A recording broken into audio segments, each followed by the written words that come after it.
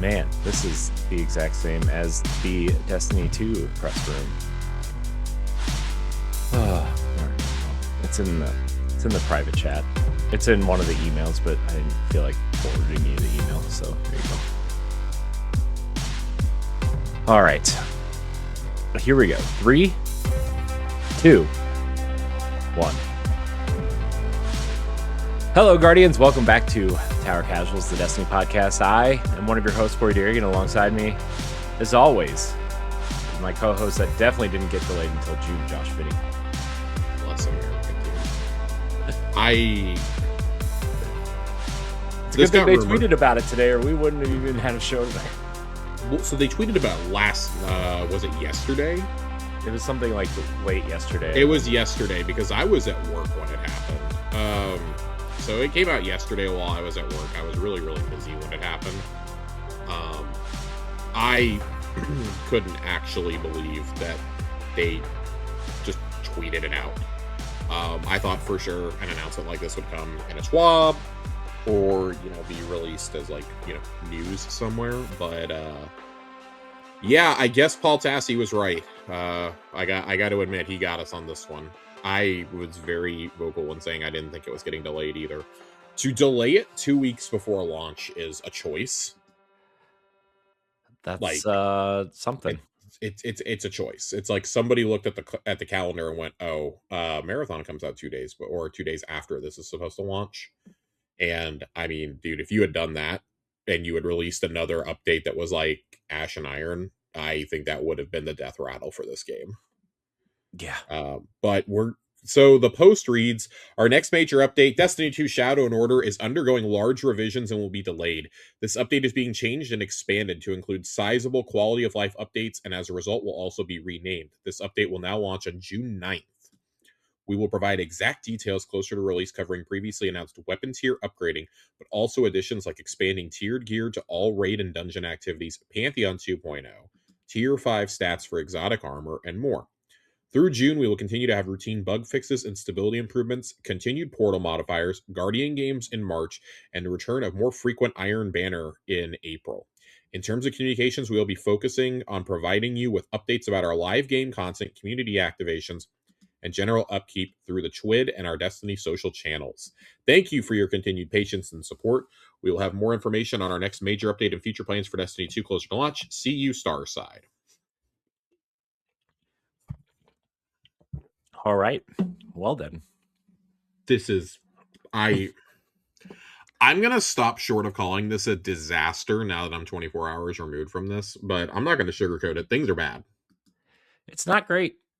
Listen, we've called on this show for a couple of years for a quality of life season. So on that hand, I think there is a little bit to be excited about here. Pantheon 2.0 is at least mentioned here, which gives me hope that it's not dead. Yeah.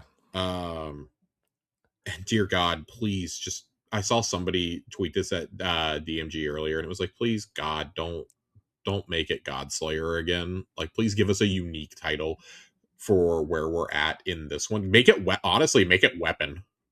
Yeah. Like, that'd be so great. Yeah, I don't know if Weapon's already in the game, I'll be honest with you, but I don't think it is. And then tiered gear to all raid and dungeon activities is awesome. Tier 5 for exotic armor, awesome. My problem with two of these three things are they should have been there when the portal launched. We complained about this last year. I'm going to complain about it again now. We are 8 months into the portal, and we're just now starting to talk about tiered loot for raid and dungeon activities. Your pinnacle content, the content you want people to pay extra money for, by the way, right, is just now going to get tiered. Just now going to get tiered gear. Okay, it's interesting. Cool. Yeah.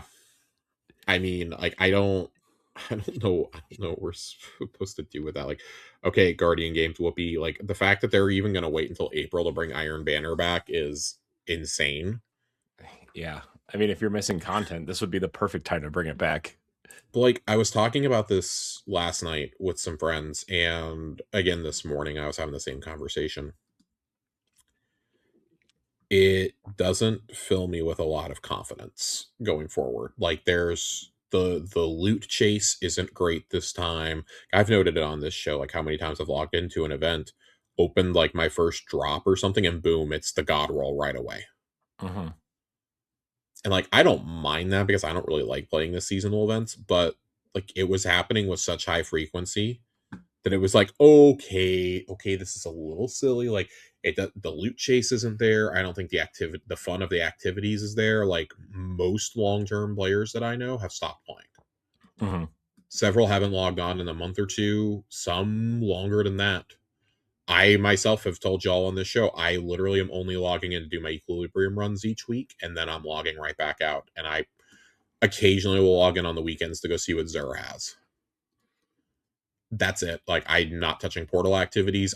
My season pass is at like 82, 83, and that's easily the lowest it's ever been at this point in a season. I mean, I wouldn't have finished it if they hadn't delayed it. Now I might actually get to level 100, but that depends on how much I feel like playing over the next couple months. You know, like that's the frustrating part. So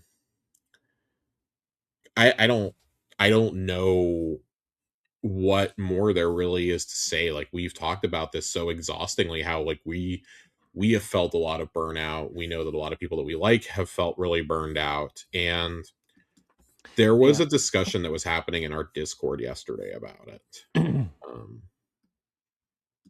which I don't have a problem with that, but I think most of us are all on the side of like, yeah, fuck this. Like there's no excuses this time. Like I have no rationale for you. I'm actually like I've been one of the big champions of, hey, we need to have grace. You know, their dev team is a lot smaller than it used to be, and you know these games cost money to make, and they've gone through so many rounds of layoffs. I'm kind of done with the excuses. Those that rationale was fine 2.5 years ago. It was fine immediately post final shape. We're nearly 2 years removed from the final shape, and I feel like we have nothing to show for it. We got one really banger season in that time frame, which was um, Heresy. Mm-hmm. You got a really good campaign in Edge of Fate, and I think you got a decent experience. You got more in Renegades than I thought you were going to, but I don't feel like there was enough content to keep people engaged. Like, look at how fast they fell off. Like, people played it for like 2 weeks and then they were done. Mm-hmm. I've never shied away from saying, hey, go play other games. I do feel that we're at a point where if you go play other games right now, though, like, you're probably not going to come back to Destiny. I'm going to be honest. I'm Yeah. not I one mean, of those. look at Okay, Arc Raiders. Look how that's taken off. Obviously, Marathon's coming out. yep. You know, there's some sort of Overwatch just relaunched itself. It's got its highest numbers ever on Steam right now, which I mean, granted, it was never a Steam game to begin with, but that's pretty big. yeah. Drop the 2. Yeah, they dropped the 2, added 5 new heroes. Like that's great. People are playing that. Battlefield came out last year to pretty decent reviews. You know, Helldiver's still going strong. It just dropped an update, you know? Mm-hmm. Like there are plenty of games that are doing this, and I keep seeing this sentiment of, well, I'm done with Destiny 2, but if they do Destiny 3, I'd be back day one. I'm gonna hold your hand when I say this. I don't think you're getting any more games in the Destiny series. I think this is it. I think Destiny 2 with another couple coats of paint is gonna be about it. It's like when you move out of like your cheap ass first apartment, or what used to be a cheap ass first apartment, and the landlord like just paints over your cabinets with like the spray paint Mm-hmm. because they don't want to pay actual people to come in and do it. Yeah. Like that there's memes of people doing it, and it's just like, yeah, that's kind of what it feels like at this point for me. Like these are great things that they want to add, but it's in some cases a few years too late. Yeah, I just don't know what to tell them to do, because not that I'm going to tell them what to do, but you know what I mean. Like it's just like, Yeah, like you said, Are you building this game for to try to attract new players? Are you trying to build it to attract the old players? Like, I It don't know. certainly is not new players. I'll tell you that fucking much. I really don't know if you're trying to build this for anybody in between there, right? Like a casual player or anything, right? Like I really don't know at this point. Like, I feel like the game that's gonna they're honestly, I feel like you said, this might be it for Destiny 2. It depends on. I mean, it could go either way for Marathon, right? But like, if Marathon doesn't do well, Bungie's done.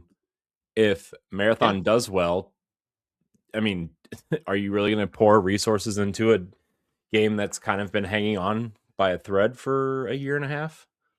Yeah. You know, so like, what do you do? You know, are we?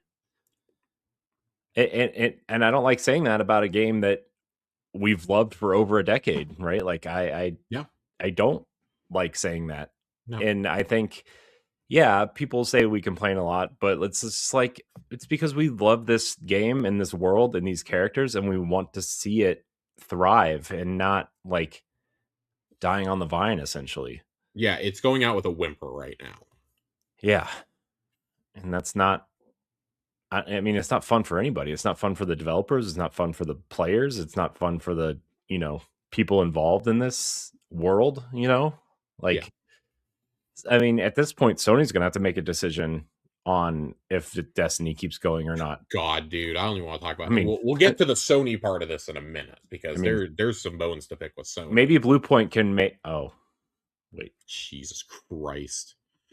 I wanted to address because there were two different sides of thought in our Discord, and um, Fox came out and posted about it and presented one side. Okay, because Titan was saying, I'm not giving them grace with this delay. These are features that should have been there day one of the portal. Totally agree. Totally agree. I think I've covered that ad nauseum at this point. Fox offered a rebuttal where said it should have been yes, but I'm assuming with mass layoffs, they cut off stuff that was planned to be implemented and are spreading them out. I'd rather than take the time and produce a good experience than push something half baked. I get there's going to be nonstop bitching and complaining at the portal, but cope. If they like it and it's got people playing it, they're going to keep it and just add more to it. Portal is old news. It's not going anywhere. For new players, it's actually really nice for them to keep around because it's an easy loot chase. Slap what mods you want on that bad boy and run it. For vets that run it, it can still apply its own challenges, set crazy modifiers, try new builds. I'm over the bah humbug around the game. We've all played for numerous years and continue to play. Do I play daily? No, but I do at least enjoy the time I play. I spent an entire week playing the characters I've neglected for 6 years. I have 5 new builds on my Warlock that are fun as hell. I'm working on my Titan and getting some builds put together on that. If you don't like the game or the direction it's going and what the devs are doing, then don't play it. Don't bitch about it. Fox, I love you. I'm going to preface that with this. I take really strong issue with that because I think I think there's a difference between bitching and like genuine critique and concern. And yes, there are a lot of people on social media who bitch and complain, but I don't think that that's what Titan is doing here. I don't think Titan is bitching because, man, listen, you can have fun, but I think by and large, just about anyone, I would say easily 80-85% of the player base playing this game right now, and who's like tapped into everything that's happened at Bungie over the last 3 years, as well as outside observers in the industry will tell you it's not great, man. Like, this game's in a really dire state right now, a really really dire state. So like, you can still have fun with it. That's totally fine. Okay, every game has somebody who likes it, except for maybe like Superman 64. Hey, man, that multiplayer with the green fog, it's good God, stuff. shut the fuck up. I just like, I just bet every game is going to have people who are going to defend it no matter what. And like, hey man, if you're having fun with it, like, that's your prerogative. But I think by and large, like, our community and the majority of people who, like, I would say are regulars in this game are not ultra thrilled with the direction that things have gone and how bad things are. Like, do I think we need to stop bitching about the portal? Probably. It's clearly not going to go anywhere. I don't think they're going to take all this time to like rip it out, but it's still very poorly implemented. It's still really bad. The only thing that's cool about it is like you can see the exact loot that you're going to get, and like, okay, awesome. Like, why is your best content not a stronger part of this? Raids and dungeons. Anyways, I digress. Titan also said, I bitch because I care. We as a player base have a right if we don't like the direction this is going. If you want to plug your ears and pretend everything is fine, you can do that, but it doesn't mean we aren't allowed to voice our displeasure. If you're having more fun, power to you, and I'm not going to take that away from you. I just hate the whole if you don't like it, don't play it and shut up argument. And, Fox had a rebuttal, and like I'm just going to read this because I want to present. These are two very different sides. Nothing against anyone. Negativity breeds negativity. Just how life is. The devs released some stuff that didn't meet expectations, got flamed for it, so they said, okay, we're going to make the game we want to make, and they can continue to doomsday. Game devs can say they're doing stuff for the community, but in reality, it's for themselves because they want to make a cool game. As long as there's new and continuous revenue coming in, it's not going to change. So it is, if you don't like it, then don't play it. Feel free to voice any opinions. I don't really care. Just fed up with doomsayers in any game. If dev wants to make a game, they're going to do it, whether you like it or not. It's less about the devs right now, man. I'm going to be totally honest with you. If the devs were making the game they actually wanted to make, we would have new content. I'm going to just keep it a buck with you. If they were making the game they actually wanted to make, they would be making content for this and not basically be in maintenance mode, which is what they're doing. This is maintenance mode. And I'm not trying to doomsay or anything. This is the most maintenance mode ass tweet I've ever seen from Bungie. This is like the kind of tweet that you get when you know that there's only going to be a couple more major updates and you're like kind of trying to bring the plane down for a landing right now. Like Tyson Green is basically trying to Tom Hanks in the movie Sully this thing right now, okay? He's trying to land it on the fucking Hudson. There's no runway anymore. Like a bird has hit the propeller and it's called the portal. Okay. A bird has hit the portal. Okay. The plane is going down and like, I don't know, like we've lost like the back rudder or something we can call it. That's PvP. The right wing is on fire, both literally and metaphorically, I guess. That's going up in flames. That's falling apart. That's your the happiness of your player, of your hardcore player base. Like, I watched a man literally who has Destiny in his name essentially walk away from this game over the last few weeks to cover fucking Deadlock. Okay, that's where we are. Like Fallout had to put out a video basically saying like, yeah, this is going to be like a seasonal game for me. I'll pop in every now and then, but it's not going to be my main game anymore. It's not going to be something like I will still cover this, but it's not going to be my main game anymore. And honestly, man, like I feel that because listen, y'all saw how stretched for content I was between Edge of Fate and Renegades. Yeah, I mean, what are we honestly like? I mean, we were bailed out because of some personal tragedies, honestly, from having some like just completely empty weeks. Like our shows have been getting shorter and shorter. I'm sure you guys have realized that because there's nothing going on. There's nothing in the game that we haven't talked about ad nauseum about at this point. And what am I going to do? Talk about expeditions again? Go back to like episode 100 to listen to that. I mean, here's the thing, right? Like, so to be fully transparent with our audience, Josh and I are getting codes for Marathon. And we're probably going to talk about Marathon for however long we feel it's necessary to talk about Marathon. At least a couple episodes. Yeah. We're very excited to review this, by the way. Yeah. Genuinely very excited. We found out on Monday that we were going to be getting codes. And that's awesome. That's huge. Yeah. And so that game is on our radar for sure for multiple reasons. But like, that's the content we have. We don't have Destiny content to talk about, I mean, that's why we moved the show to every other week to begin with. And now like you're like, if their news updates every week aren't going to contain news, like there's no, the content for Destiny isn't there. So no, it's not. Josh and I have talked about this for a while. We're going to talk about Marathon for a couple weeks. And if nothing changes, or if this ends up becoming runner casuals for a month or two, like so be it. But there might be a point where we put the show on ice until that May update on what the June update is, right? Like that's just, and even then, that's not like a story update. That's not an expansion or anything. That's essentially Pantheon 2.0. yeah. And there'll be So a lot of QOL to talk about, but it's like, oh boy, that gives us content for like maybe an episode or two. You know, maybe longer depending on how long they drag Pantheon out for. But after that, it's like, well, we're kind of back to where we are now. yeah. And that's the frustrating loop that I think Corey and I have continued to find ourselves in. It started creeping up for the first time way back during Wish. Like, I can't believe I'm having to go back 3 years now. Mm-hmm. Going all the way back to Wish. And well, is it 3 years? No, it's a little over 2. It's about 2. About 2 years ago. I lose track of time, man. About 2 years ago, we were having this same problem during Wish, right around this time, actually. We were really struggling to find topics to talk about, and then they started doing the reveals of Into the Light, which we had no hope for. And Into the Light ended up being one of the best updates this game's ever gotten. Like, it's on par with that April update in The Taken King.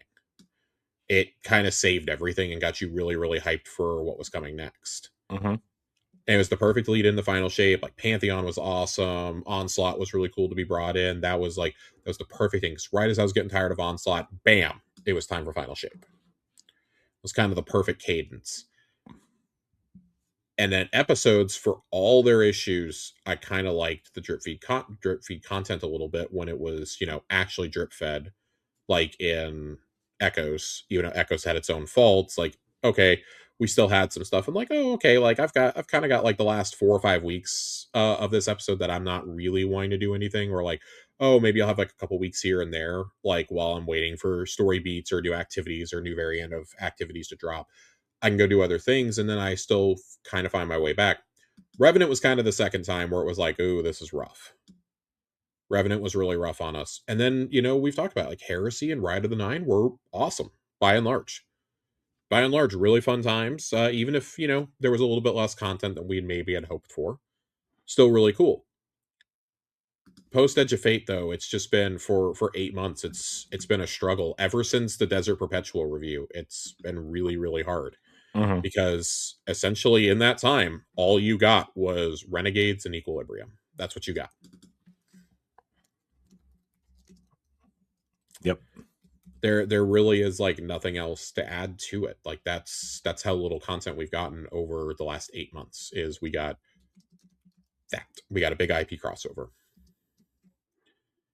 And when you're getting that little from this major studio, it's really, really frustrating. And I'm not trying to give Bungie an out at all. Part of me has to wonder is this Sony not wanting to devote resources to it? Or is this a combination of both? I kind of tend to lean towards it's a bit of both. They are constrained for resources because of all the layoffs, but also I think Sony has just kind of put them in the maintenance mode at this point. I think Sony really thought they were walking into a free cash cow with Bungie, and it's been anything but. Yeah, I also think like I want to get to the Sony part of this. Yeah. Now-ish. Yeah, I was leading into the Sony part. I think Sony's really kind of putting their eggs in the marathon basket right now, considering what happened to Concord and if Fair Games even ever comes out, right? Like, I mean, not only that, they canceled Last of Us Factions, they canceled Deviations, they closed Deviation before they even got a game out. Blue Point got closed today, we found out. Their last game they were working on was, of all things, a God of War live service game, which makes no sense to me. Did they forget Ascension existed? Look, I liked Ascension single player. I would be shocked if the higher ups at Sony know what God of War Ascension is at this point. The game that almost killed the franchise, by the way. I mean, it kind of put it on ice for a while. Sony has had one successful multiplayer game and one successful multiplayer mode this generation so far, and that's Helldivers 2 and Ghost of Tsushima Legends, respectfully. And even Legends wasn't that fleshed out. I am very excited for Yote Legends, but because I think it's going to be more fleshed out. But it's very clear Helldivers was like a miracle for them. I don't want to think about what would have happened to Marathon if Helldivers did not succeed. Yeah. But they're also the owners of one of the most notorious flops ever in the AAA industry, and that is Concord. So, like, and Concord, like, didn't even get horrible reviews. It's just nobody, literally no, I've never seen a game from a major studio like, or a major publisher like that, that just nobody wanted to play. Nobody wanted to even touch it. Yeah, I mean, I don't even know what It's the last, actually crazy. I don't even know what the last game would have been like from a first party. I guess technically, Dude, like Sunset Overdrive did better numbers than this, and that only did like 100K. Like technically, Bleeding Edge, I guess, would be the last multiplayer first party game that would have like. Oh yeah, if we're thinking multiplayer, God, yeah, dude, it's like Bleeding Edge levels of engagement. And like Battleborn, but even Gearbox tried to like. Gearbox tried for like 2 years to still make that a thing. Yeah. So it just, I don't know, man. It's I don't know. Look, I have just based on what I've seen from Marathon already, like I have high hopes that game will do well, at least initially, right? Because it's. I will say this from people that I have talked to who have been a part of every test. They have not shared any embargoed information with me, no NDA information. All they have said is based off of the 2 public tests that people knew about, which was the very first test last year and then the one in October. They says if you just compare those, it was already a pretty drastic difference. And they were like, it's even better now. Like the October one felt good. It feels real good now. Like the polish is there now. And I don't know what build that was. That was probably a build last year, like maybe around Christmas. I don't know. But they have said, like, no, this game is, it's probably going to stick the landing. I don't know. And I'm a little cautious on that because I was one of the people who like jumped to conclusions with Destiny 1 and was like, oh my God, this is incredible. And like, yeah, the gunplay felt amazing. And then you kind of looked at everything else. So like nobody makes an FPS the way that Bungie makes FPSs feel. And I think that's what gives me hope. Like A1 Johnny's been beating this drum for years with me. I also think the not, sorry, I didn't mean to interrupt you, but just like the whole like you don't really grind for things, right? Like it's not like an RPG like Destiny. It's more of a get in, get out. You can kind of play with your friends. It's an abstraction shooter. Yeah, you can kind of play at your own pace essentially. Like there's experience points, and there's I also think the way they're delivering the story with the BioShock-esque audio logs is interesting and is going to keep people moving forward who kind of are into the lore and stuff like that, right? But I'll be very excited once like more like solo ops are there and stuff, like get into like find lore tidbits and things like that. I'm excited for that. Still not like totally sold on extraction shooters. Full disclosure, I will be reviewing this without having played any second of Arc Raiders because I didn't buy the game. I didn't play any of the tests. I have not played Arc Raiders, so I'm actually going to be going into it with completely fresh eyes. I think that's a unique perspective compared to other people who are going to be reviewing this. I think they're inevitably going to get compared whether I like that or not. So I do have hopes for it. It's just I wish that Destiny didn't have to die to make this a reality. Because like no matter how we slice it, like yes, resources were ultimately taken from the Destiny team to do the Marathon team. But I also think that there's a lesson here, which is for Marathon, it's you do not put all your eggs in one basket. Like they were actually smart to spin up another team. Now, the fact that it took like 8 years to get that game out the door is another conversation. Yeah.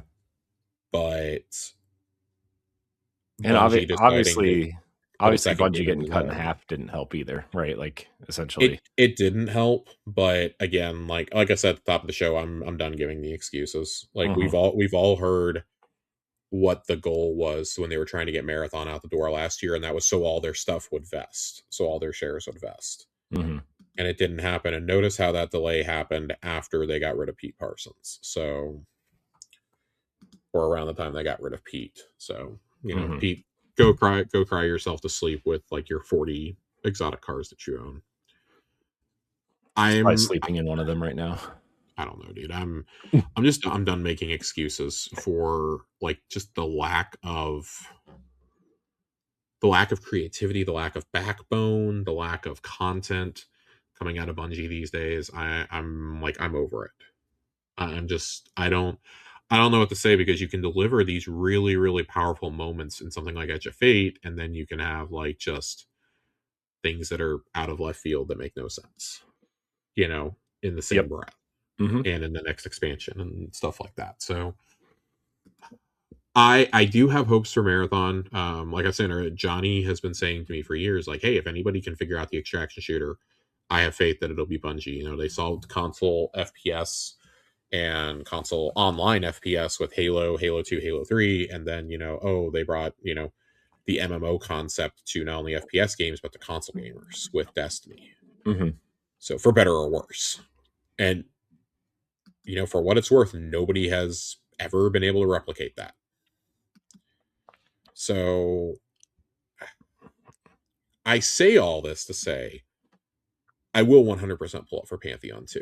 Pantheon 2 is something I've looked forward to since they first started talking about it. Pantheon 1 is one of the best times in the history of this game. I don't care what anybody says. Like that, conquering weeks 3 and 4 are some of my favorite memories of all time in any video game. That is some of the most fun that I've ever had. It was a genuine blast. Like it's hard to describe it if you didn't actually do it. Like we went in right after reset on week 3, and the reaction out of all of us when we got to Rolk, which is the final boss, and it was double Rolks, was just incredible. It was an absolutely incredible reaction from all of us. Like that whole interaction ended up going south ultimately, but that was hilarious. The look on all of our faces, I'm sure, like the yelling, the screeching that was happening during that. Learning how to do legit Riven. I had never done legit Riven. Learning how to do legit Riven the night before we did the week 4 run, and Oak and I having to take our side with a teammate who didn't even have a mic and died. We finally just on the third attempt we just left him there. We left him dead, and we just two-manned our side and did our call outs. Like we had to. We couldn't waste our res tokens. If one of us went down, we needed to be able to get each other. Right. So like again, just like one of the best memories I've ever had in this game. Like it's up there with getting my day 1 Ron clear, doing contests sundered, like for all my complaining over the last couple of years, like I've had some amazing moments. Like doing Desert Perpetual for the first time, seeing that boss rise up was just a like this awe-inspiring moment that reminded me just how amazing Destiny can be at its peak. Yeah. But with everything like that, and like, yeah, that's great. Like I love Vespers. Like I've always said, I will always pull up for a dungeon and a raid. But with us getting one of each now every year, getting less exotic missions, getting less story in general, like the stuff that keeps me engaged and coming back is being whittled out little by little, and eventually it's going to get to a point where I'm like, man, I don't know if I want to pay like $100 a year for 2 8-hour campaigns if I'm lucky, and a raid in a dungeon. I don't know if I want to do that. I'm already at a point where I don't feel like I need to keep up with the meta as much anymore. Mm-hmm. So now if there was something other than like Mint Retrograde I needed to go hunt, then I probably would. Like, let's just be real. But I haven't felt like I've really needed to like hunt for the meta since like, I don't know, Echoes. Mint Retrograde's really the only weapon that I've felt like, yeah, I had to go chase that. It also helps that I don't play a ton of PvP anymore. If I was playing more PvP, I'd probably care a lot more, but it's like, okay, well, I have this, and fusion grenades have been broke, or what is it? The not fusion grenades, the void nades have been on warlocks have been busted for months now. So did my equilibrium time trial this week. I will be getting the emblem. Very proud of that. Will be getting the emblem. Finished Nice. it with about 10 seconds to spare. Jeez. Oh, dude, it was such a botched run too. Like, dealer died in second encounter because I think I goomba'd him when we were trying to jump to the second phase of the boss encounter. And then in first encounter, we were running around trying to find the last walker and just could not find. We couldn't find the last Cabal guy, and then we couldn't find the last walker. So that ate up time. I fell 3 times trying to jump up the side of the wall, getting to final encounter because I was just like my hands were shaking and sweaty. And we still finished with 10 seconds to spare. It was pretty great. One phase, the final boss. It was fantastic. I don't care. It was a lot of fun. That was a lot of fun. I fully expected it to need a couple of practice runs. Nailed it on the first try. Might go back and try to get a better time, but probably not. So yeah, that's an emblem that'll go on that'll never be taken off until the next one you get, like Weapon Slayer, God Slayer weapon. Oh no, this is just an emblem. This isn't a title. This is just an emblem. So the emblem, what if that emblem comes? What if that emblem is cooler than this one? I mean, it could be, but I like the bragging rights titles. I had my Ron emblem on for a long time. I still use my week 4 Pantheon emblem pretty often. Godslayer has been a staple attached to my character, but like my Warlock is what I cleared the Sundered contest on, and that emblem's been on there for a year now. I'm not taking that off. You know, I'm sitting here buying fragments for my Korra to load back in on my Warlock. Jeez. It was very funny. It was very funny, like trying to set up a Warlock while we're in second encounter on contest. Wow. Shows you how little I play Warlock. I mean, who does? It was just, but those are the moments that I'm gonna remember. I'm gonna remember, you know, figuring out the second encounter in Vespers. You know, we weren't watching videos or anything. We were just figuring it out on contest weekend. You know, those are the things that I'm gonna remember. And I hate so much, for whatever reason, whoever is to blame, I hate you for me only getting 1 raid and 1 dungeon a year now. For me getting exotic missions that don't feel like ultra exotic anymore. You know, as much as I love the lightsaber mission, I think the lightsaber mission is fantastic. I don't know, like, it was a lot of traversal. It didn't feel like, and I don't want to say it didn't feel exotic because it's a very cool mission. There's parts of it where you're like, okay, but it is in that upper echelon for me just because it's so fucking cool. It's not like it's Encore, you know. So I know that a lot of people will agree with what Fox said earlier, but I know that the vast majority of people I've talked to, at least, are kind of in the Fox camp. I am totally cool with you taking time. Like, if you come out and say you need to take time to make new content, I'll always be okay with that. I may not like how long it takes. The longest season we've ever had in this game, I believe, is Season of the Lost. If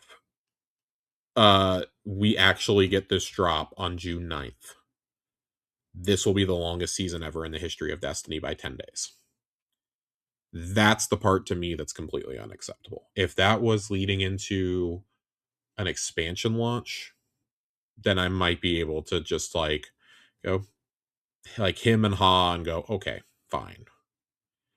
I have a lot harder of a time being okay with that, knowing that basically what's coming in June is a big QOL update that I've wanted for a long time, but that's going to get me engaged for the couple weeks that I run Pantheon, and Pantheon helps, and then I'm going to dip. Right. I'm going to go right back to doing what I'm doing now, which is catching up on my backlog. Like, Fire Emblem should be out by then. I'll be playing a lot of Fire Emblem. I'm playing a lot of Fire Emblem right now. On GBA. Some of us are playing God of War, Soldier of Sparta. Yeah. Well, I would also like to play that at some point. And also remembering that they still need to buy Ghost of Yotei and Luminous. So, yeah, I don't know if we're at the point where I'm ready to be like, yeah, Bungie's like fucked as a studio, but it's It's pretty dire over there for the Destiny team, I would say. I don't think Bungie themselves, if Marathon hits, I don't think Bungie's going to be in trouble. I want to be really clear. I mean, we And didn't think Blue Point was in trouble, and they just were like, so Blue Point is such a weird thing, though. So like they buy Blue Point right after the success of the Demon Souls remake, which that was the PS5 game. It was the only PS5 exclusive. Some argue it's still the PS5 game. The other games were all cross-platform, and it's like that was the only thing you could only play on PS5. A lot of people had never played Demon Souls because it was a PS3 game before From became From. Really, I know one person who had ever played it, and that's our friend Ray, who just absolutely, literally, would rave about it to me. Like people were at the height of Dark Souls mania. He was like, "Dude, I really wish people would go play Demon Souls. Demon Souls was so good." And so imagine surprise Pikachu face when they announced the full remake out and how excited he was. You know, they never released another game after that. I know, because they were working on that God of War live service fucking game. God of War live service game. Man, I have never hoped in my heart that a rumor was more true than when they were rumored for like 3 straight years to be remaking Metal Gear Solid 1. Yeah, well, remember when they had that cryptic tweet where they were like teasing Metal Gear, Castlevania, like they had that really weird cryptic tweet where people were like, "Are they working with Konami to like work on Konami IP for Sony?" The ultimate Uno reverse, Konami has saved themselves. I know. Gosh, dude, that state of play. Listen, guys, I love Metroidvanias. Okay, I feel like y'all need to know this. Despite my my dislike of Hollow Knight, I love Metroidvanias. Holy shit, I was really, really sick last week. I was literally laying in bed sick on Thursday, and I used like the very little like power that I had to scream when they showed the new Castlevania being made with motion twin, dude. Dude, that game looks sick. That game looks fucking wild. It's getting a physical release on all platforms. I am buying that. I'm buying 2 copies, Corey. That game, dude, I said I'm not even a Castlevania person. Like, I'm not a Metroidvania person. That was the best looking game of the show, in my opinion. It is startling how much better that looks than, and like, don't get me wrong, I am enjoying the God of War spinoff. It is insane how much better that game looks than the God of War spinoff. Yeah, well, it's actually wild to me. God of War game was made by like a 25-person team in Pittsburgh. So I don't care. I don't care. Let me have this. Also, Motion Twin has been making gorgeous games for years now. Yeah, I know. We all remember what Dead Cells looked like when it first came out. We were like, oh shit. Yeah. This is the first game I ever covered as a quote unquote media. It was the last game Philip Mewson ever covered. Well, did he cover it? Did he cover it? Did he? He covered other people covering it. Rip that guy. God. No, just R. Just R. No RIP. There's no peace here. Just don't get me started. How do you rip off other people's opinions on a game? Dude, he didn't just do it there. He'd been doing it for like years. I know. They had to like scrub the site of stuff. Absolutely, apparently. It's absolutely fucking wild. But man, I don't know. Do we have any more thoughts on Bungie and the immediate future of Destiny before we keep talking ourselves in circles? Because I do want to talk a little bit about this state of play from last week. I know it was last week, but I want to talk a little bit about that before we get out of here. I mean, I want to talk about it too.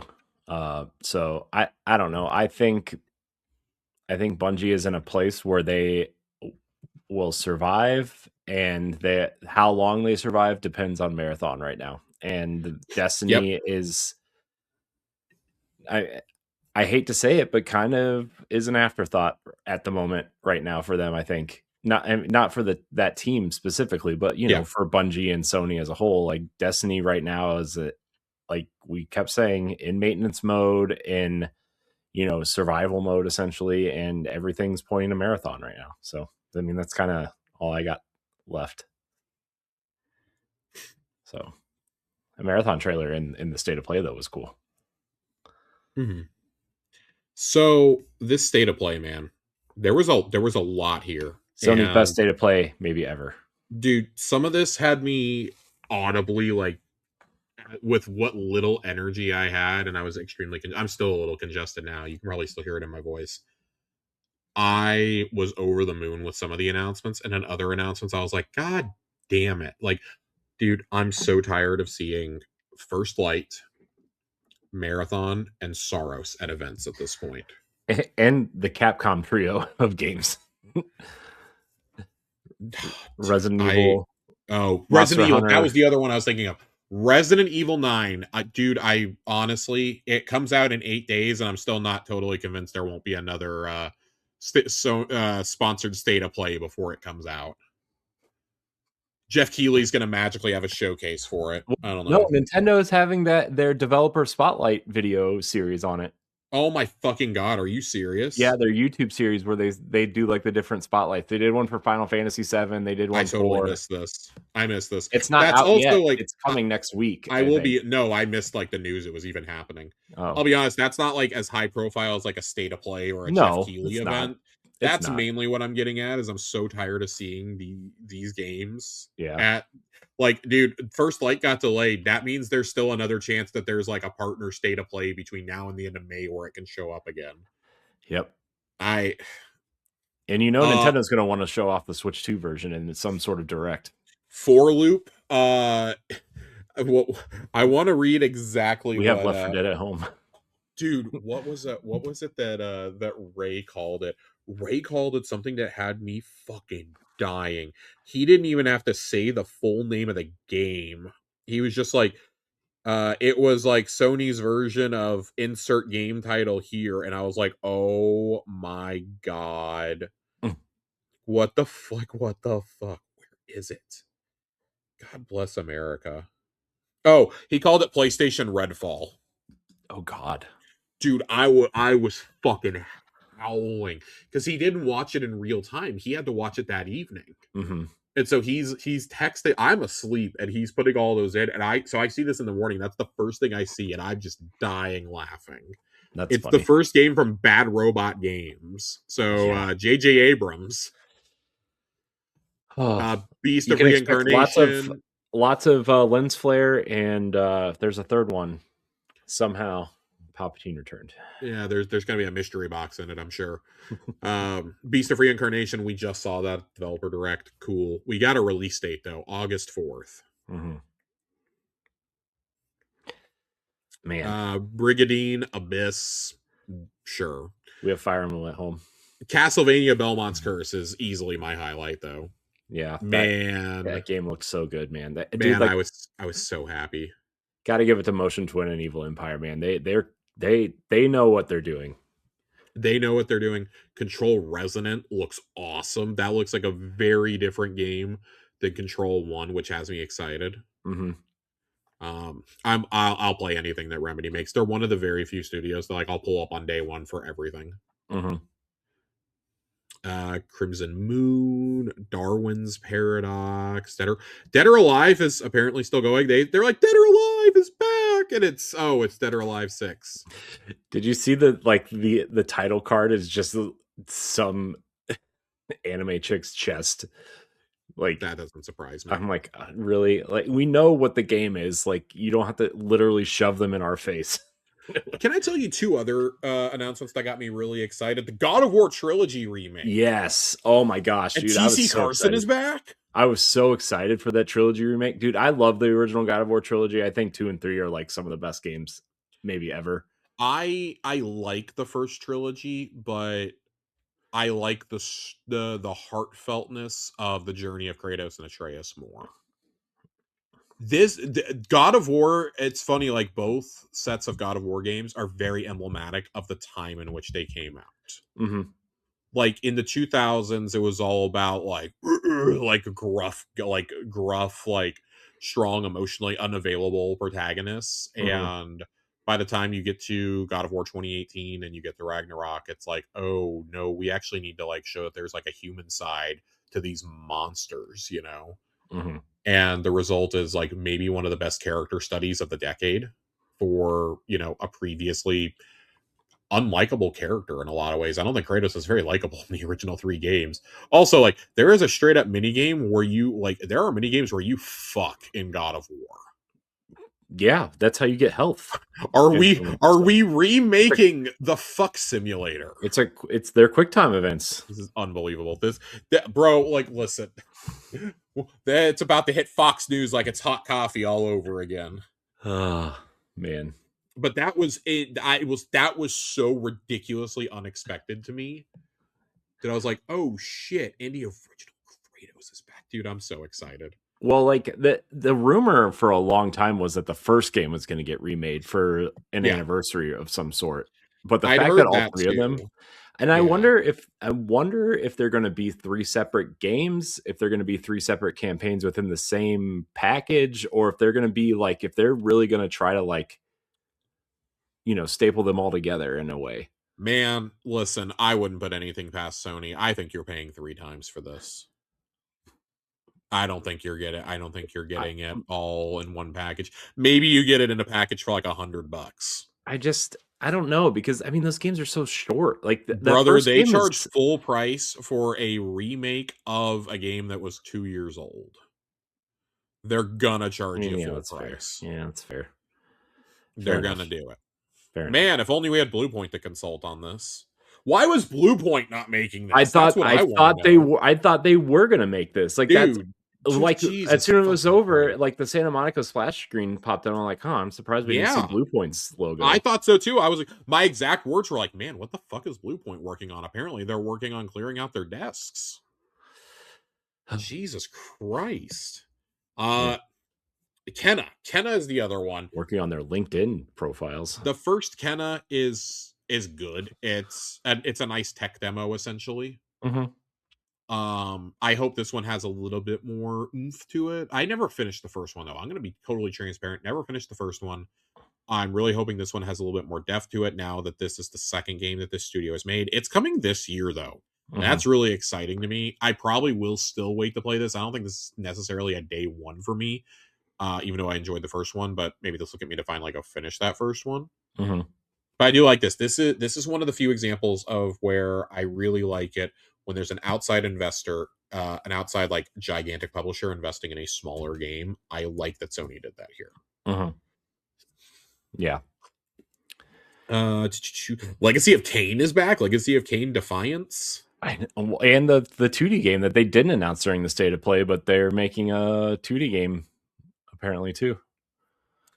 A game that I want to throw a little bit of caution at. John Wick. Yeah. The John Wick game. Like, it's cool that they got Keanu for this. And he's apparently going to do mocap for it also in addition to the voice and the likeness. But, man, I'm going to be real. They showed me a bunch of QuickTime events. I need to see actual gameplay from this game before I dare to get hyped because Saber is making it. And that means it could either be Space Marine 2 levels of good or just total and complete dog shit. Yeah, I wonder how they're going to handle this. I mean, yeah, when you watch the movies, like those brutal kills are essentially QuickTime events. Like, I feel like my exact words were, QTE "I have sim. Hitman at home."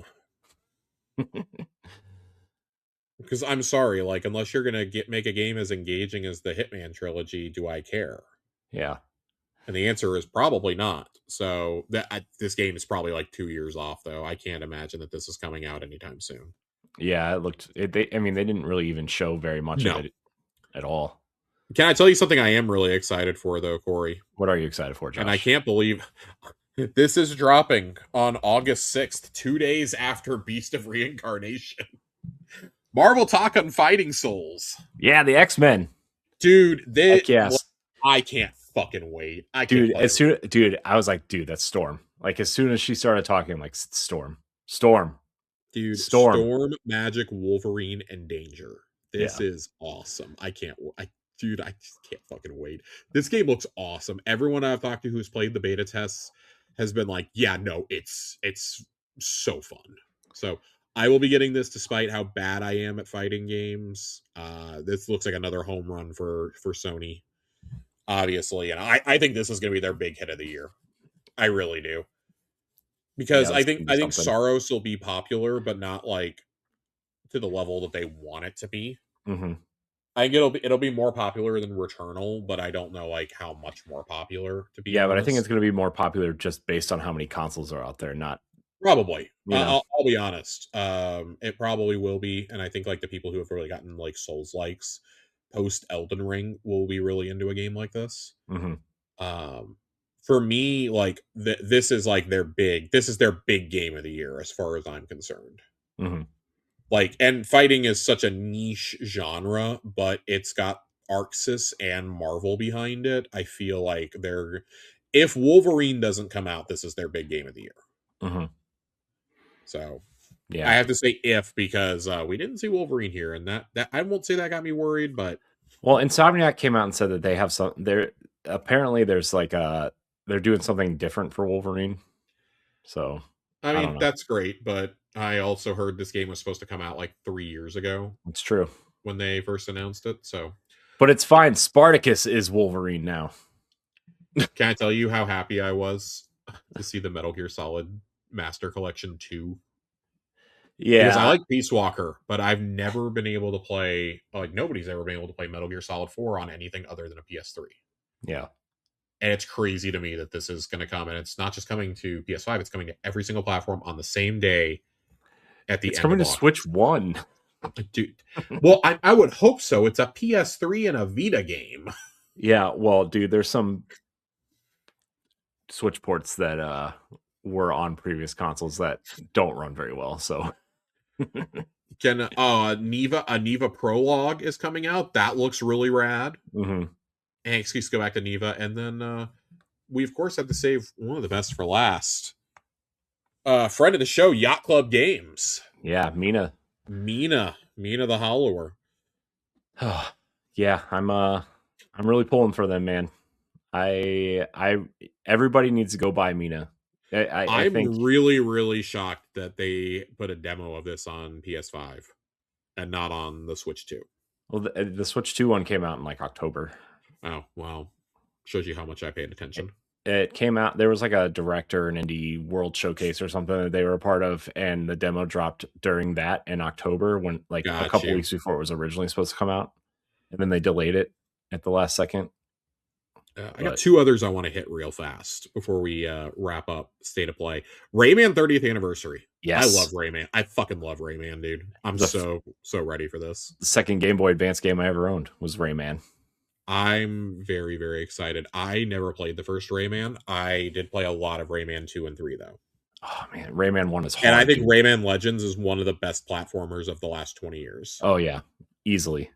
Dude, that opening level is just an all-timer. Yeah.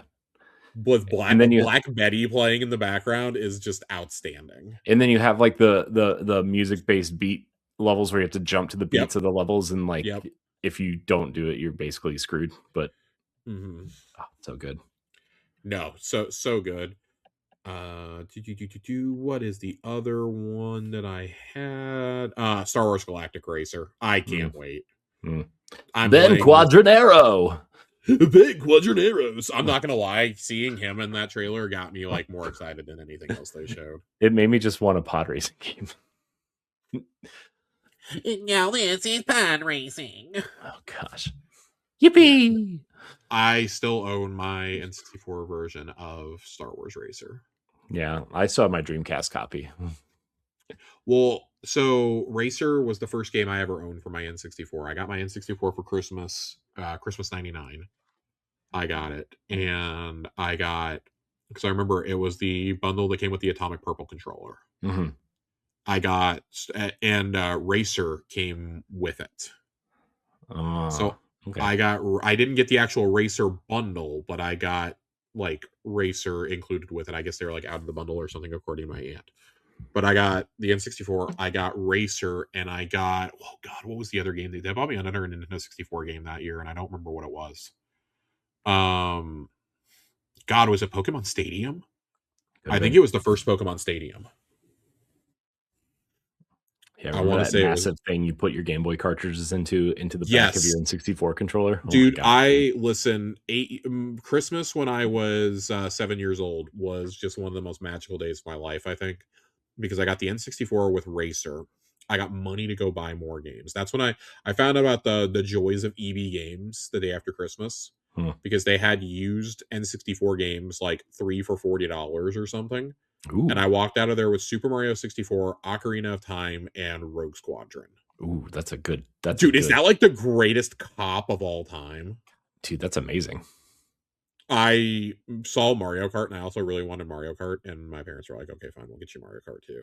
Nice.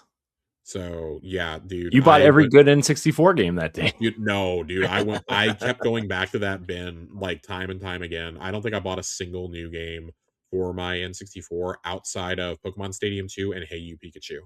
Like literally everything else was used.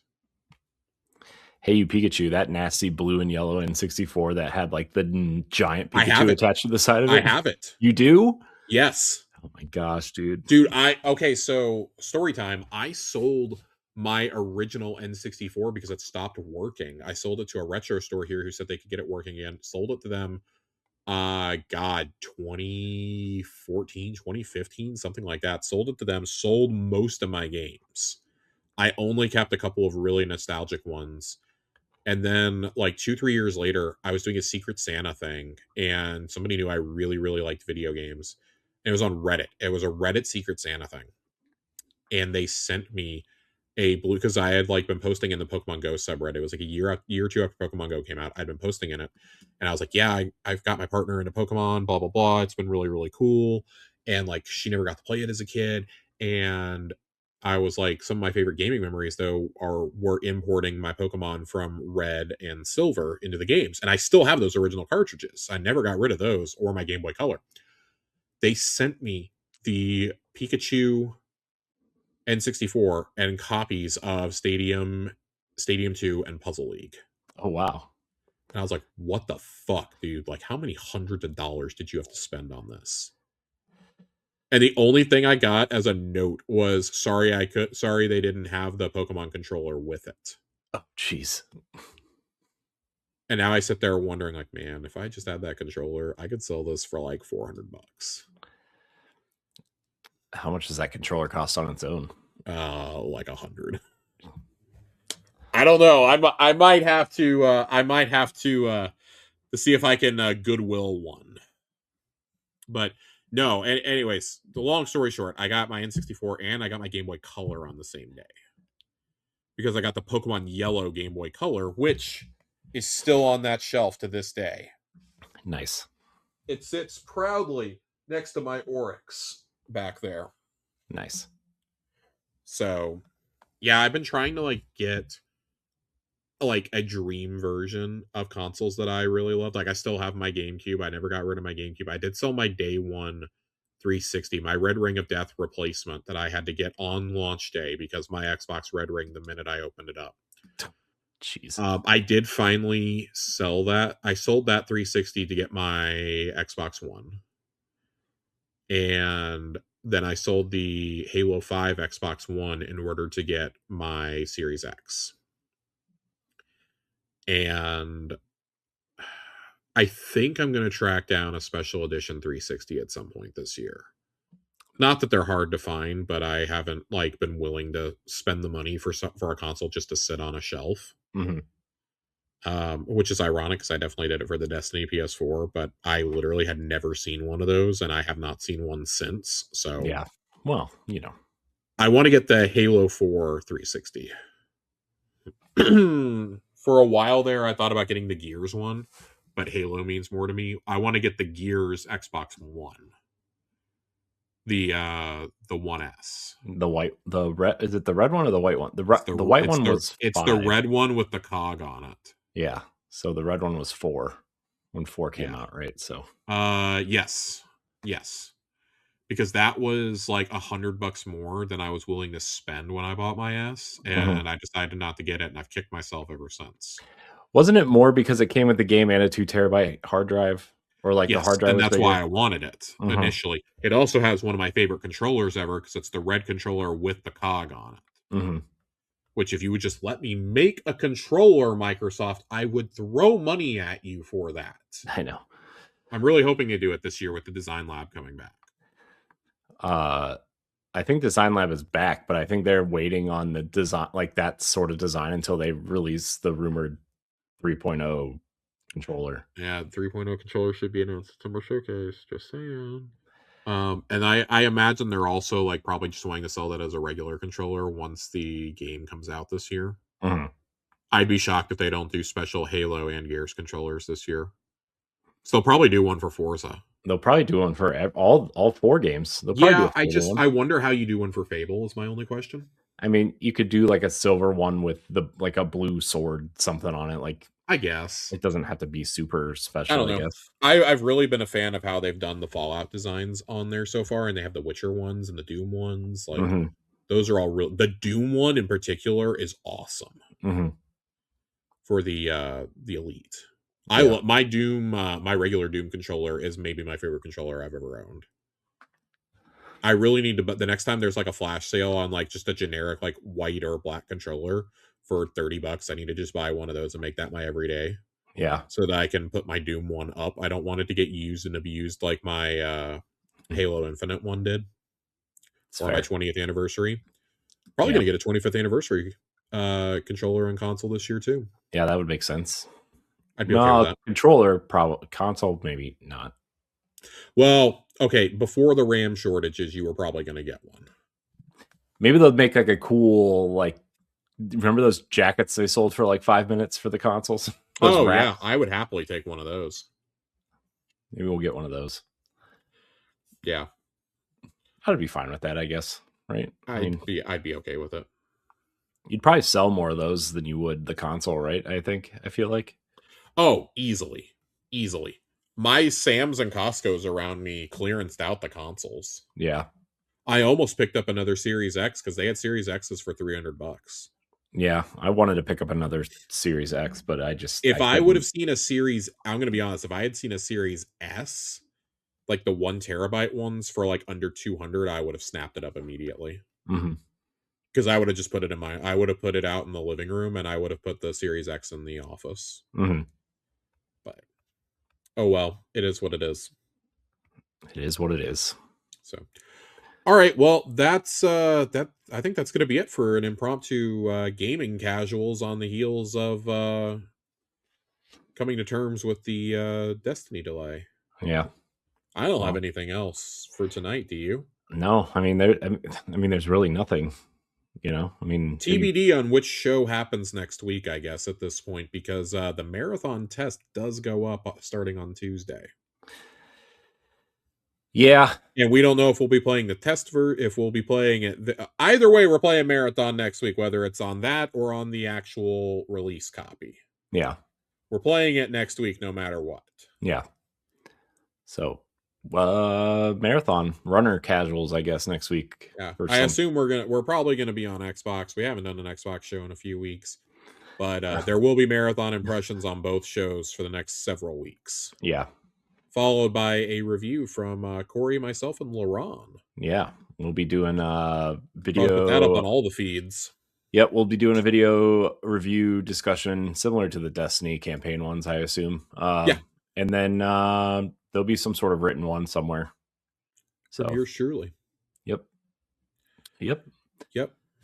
But until then, thank you everybody so much for watching and listening to this episode of Tower Casuals. Josh, thank you for your time tonight, as always. Yeah, can I thank everybody who's listening to this too? Because I know that there hasn't been a lot of fun Destiny stuff to talk about for the last several months. Renegades and Equilibrium notwithstanding. But thank you to everybody who still pulls up to listen to us yap about everything. I didn't even get to it. Corey, we won the Super Bowl. Oh yeah, I forgot. That was we didn't do a show last week because I was sick. We won the fucking Super Bowl. Yeah, Josh Sports Minute. Sports Minute. Yeah, so I get 90 seconds. If you don't like sports, I love you. I'll see you next week. Man, dude, listen. I was pacing in my living room so much during that game, but I finally started exhaling after they threw for a touchdown. Once it stopped being the Jason Myers MVP campaign, I started breathing a little bit better. But let me tell you, nothing has made me laugh as hard as watching the NFL films of the Super Bowl, like hearing all the players mic'd up. Bro, they fucking had them from the first play. It is insane. Yeah. Like Mike Vrabel talking to his team, being like, we're still in this, when they're only down 3-0 is just one of the craziest things I've ever heard a coach have to say. Like, man, those boys were shook. Yeah. And I'm really sorry, Hydra, but literally all of America wanted you guys to lose. The Yeah. Seahawks were America's team that night, except for 49ers, Rams, and Patriots fans. I feel like a lot of people also have a soft spot for Sam Darnold and like everything that he went through this. Dude, his fucking journey, like, listen, man, that is just seeing him like talk with his parents and his fiance after the game is just like he's choking up talking to them. Yeah. But like when he did his press conference after the game, he complimented the New York Jets fandom for still sticking with him. Mm-hmm. He did that later on in the week. Somebody asked him about it when he was doing an event at Raising Cane's, and he was like, yeah, I just want to say thanks to all the Jets fans who still supported me. I really wish I could have done more for the franchise. I wish I could have, won more games for you guys. Mm-hmm. And showing that still sticks with him. And then he gave a lot of credit to Kyle Shanahan and Brock Purdy for the year that he was Brock's backup in San Francisco. Yeah, I forgot he was there for a year. I thought that was really cool that he gave credit to those guys too. Mm-hmm. And then, I mean, dude, on top of that, like there's so many little storylines that Kenneth Walker was talking about. Like, yeah, my dad's like never come to an NFL game because the stadium in Seattle's too loud. Like he can't handle the crowd noise. Mm-hmm. He's like, and my agent convinced him to come to the game tonight. Wow. Convinced him like, hey, your son's playing in the Super Bowl. He may never play in another one. You got to come to it. Yeah. And he ends up winning MVP of the Super Bowl. That's crazy. Like, that's crazy. Cooper Kupp becoming the first receiver ever to lead a team in receiving yards and win the Super Bowl for two separate teams. Like have the most receiving yards in a Super Bowl and win. That was a really fun little nugget. Mike McDonald is only like 3 years older than us. I know. If that. I know. Like he's 38. I know. I'm older than he is. That's actually insane. That's actually insane. And then they followed that up by selling the team. So great. Well, they legally had to. Yeah. Paul Allen, the owner of the Seahawks, died several years ago. His sports teams, including the Portland Trail Blazers, are the other big ones. Got placed into a trust that his sister Jody controlled, and with the stipulation that eventually they have to be sold, and all the funds from the sales are to go to charity. I think that's something really unique that I've never heard a billionaire actually say. Yeah. So that sounds like something like the Rooneys would do. The Steelers owners. Yeah. I think that's really cool. As long as we don't get bought by like Jeff Bezos or Elon Musk, like I'm kind of okay with it. Yeah. I would just really hope that they keep Jody in there because like she came in and like a lot of people wanted her to sell the team. Yeah. Back around the time that she fired Pete. But man, the turnaround that her, Schneider, and McDonald have engineered in that city is wild. In 2 years, they went from, oh my God, we got to fire our coach, and we're like not doing, we're like very middling to like, oh my God, we just won a Super Bowl with like a historically dominant defense. Yeah. And you have like the 6th most cap space in the NFL, so you can re-sign everybody too on top of that. Which is crazy. That's just I think that's one of the coolest parts of all of this is like, yeah, they're primed to be able to do it again for like another couple of years. The other thing I really love, the last thing I'll hit on with the Super Bowl, they win, it goes to commercial, and instead of getting that immediate commercial about the Seattle Seahawks just won the Super Bowl, buy your official Fanatics bullshit gear, you got the Nike commercial with Marshawn Lynch talking about how good it feels to get a lick back. That is, man, if they hadn't won and that commercial leaks out, just imagine the bullshit that this fan base would put up with until the end of eternity. So I'm happy. I'm very happy. My heart is very full. No, I did not think they were actually going to do it. I thought for sure, like at every step along the way, they were going to fail, and then when they actually made it to the Super Bowl, I was like, okay, I actually think they'll win. I actually think they'll win now. Like they got past the Rams for a third, like they had to face them for a third time, man. Mm-hmm. Like I think that's what makes it sweeter too. Like you took out your two arch rivals. Like nobody really cares about the Cardinals in our division, Mm-hmm. but you took out your arch rivals twice in the last 6 games of the season to advance to the number 1 seed. You had to take each of them out in the regular season. In your last 3 games, you had to take both of them out in the last 3 games. You get the bye week as the 1 seed. You celebrate getting the 1 seed in the 49ers stadium, by the way, which they all took offense to. You take a week off, you come back and you beat the shit out of them 41-6. Yep. You beat the Rams in Seattle. And then you go to the Super Bowl, which was played in Santa Clara at the 49ers stadium. You celebrate winning the Super Bowl in their fucking locker room. In their fucking locker room, dude. Like, those pictures and videos are going to live forever. Yep. And you beat the Patriots to do it, erasing mostly the sting of Super Bowl 49. Officially, should have run it on the 2-yard line, can never, ever hurt me again. I was largely past it, but man, I was so tired of seeing those replays for the 2 weeks leading up to it. Yeah, I'm sure. I made a bet with a guy at work who is one of the managers at work is a diehard Patriots fan, like is actually from Boston and everything. That if the Patriots won, I would wear a Drake May jersey at work. I'd walk around wearing it. But if I won, he had to wear my Russell Wilson jersey. So yeah, I just kind of showed up on Monday and he was like, he just shook his head and looked at me and just held out his hand and I just gave him the jersey. Like, yep. It was delicious. It was absolutely delicious. I don't care. Like, I can't describe the feeling of winning a championship, like unless you've been there. Like Corey, you were fortunate enough to see maybe the second greatest NBA ring I've ever watched in real time. Mm-hmm. And I only say that because of my diehard Mavs fandom.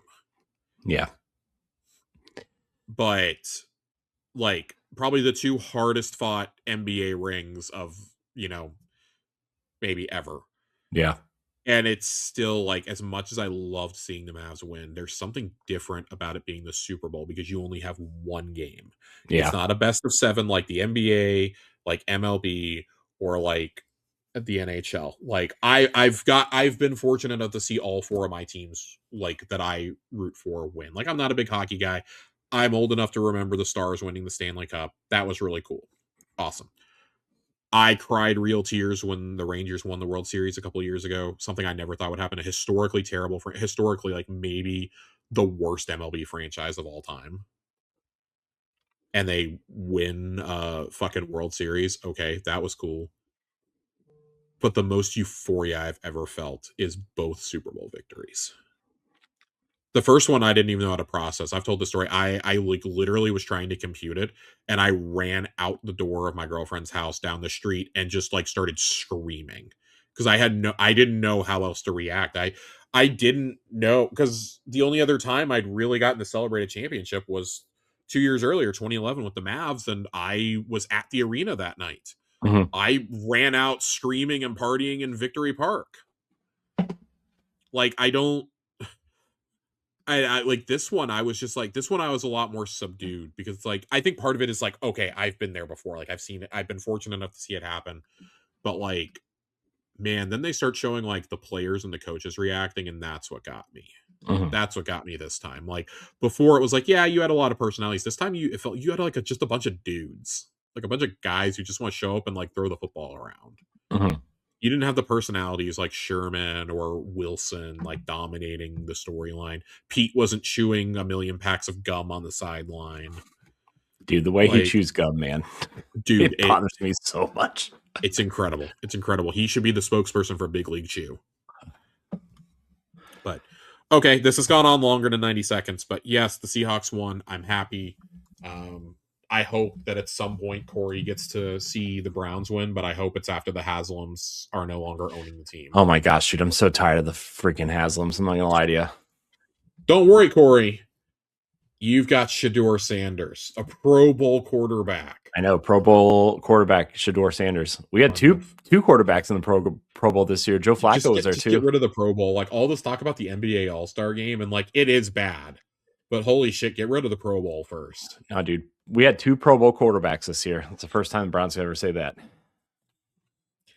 Get us out of here. Joe Flacco too, man. Get us out of here. This is. I know he went to represent the Bengals, but I can't do this. Get out of here. We get out to him. Get out. All right, we're leaving this time, everybody. Thank you so much for watching and or listening. We really do appreciate you showing up every week. We try to do a good show for you, and you know, hopefully the next couple episodes of this show or Xbox Casuals or whatever will be enjoyable, something different, with some marathon talk and some other things. So again, Josh, I appreciate you as well, and everybody out there. Thank you so much for watching and listening. Until next time, we love you. Goodbye.